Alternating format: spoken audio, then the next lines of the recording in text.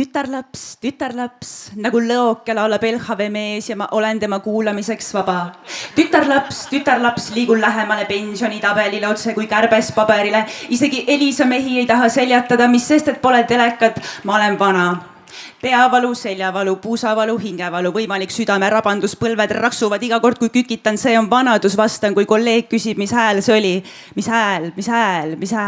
hääl? Suremise hääl, kas kuuled? Muide, vanaema värib surnuaeda minnes alati oma huuled. Rasv on hakanud tekkima põskedele, reitele, kaelale ja kõhule ja õige pea ei saa ma enam saata luuletusi rõhule, nii vanadelt ei oota keegi enam ridagi. Jah, see tädi siin pole enam nii värske midagi. Ostan kokku silmakreeme, kulmukreeme, ninapõse, lõuakaela, huulekreeme, ikka on kusagil korts. Reklaam ütleb, et kortsus naised õnne ei leia. See lootus ei tasu isegi lootmist ja mehe pea pöördub mu poole ainult siis, kui soodustan oma kollageeni tootmist. Jah, vastab tõele, et vanu ja koledaid ei lööda, muidugi mitte, neist vaadatakse lihtsalt mööda. Tütarlaps, kelle kohta käib ainult vanade ja kobedate esimene sõna.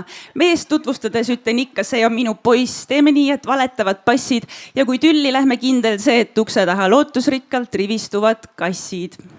Kodus tihti olen üksi ilma, et lastekaitse mind ära viia tahaks, aga vahel natuke soovin, et mingi segadus seal tekiks.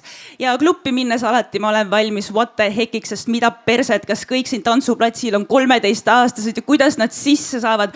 Vanadus jarrab mind igast küljest ja mul on kõikjal haavad, kahjuks tselluliiti ta ei söö.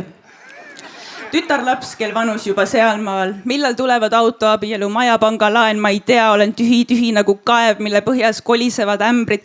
Kõrvedele haiget teevad liiga valjud tämbrid, kõik me ümber lärmab, rõhub, pigistab ja määrib. Oota korra, oled tasa ära, liiga palju räägi. Ja millal tulevad lapsed? Enam nii kergesti ei tule. 20-ndates poleks väljatõmbemeetodiga küll julgenud, aga nüüd olen just selle abil mööda sekse kulgenud.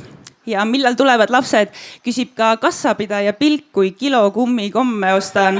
Naine, ma ostan neid endale, ei hakka ühtki võõrast last nendega pedofiilselt võrgutama. Mu korvis on ka avokaadod ja pakk rama ning mõne hapussi ja vampiirihammaste jaoks ei ole keegi iial liiga vana.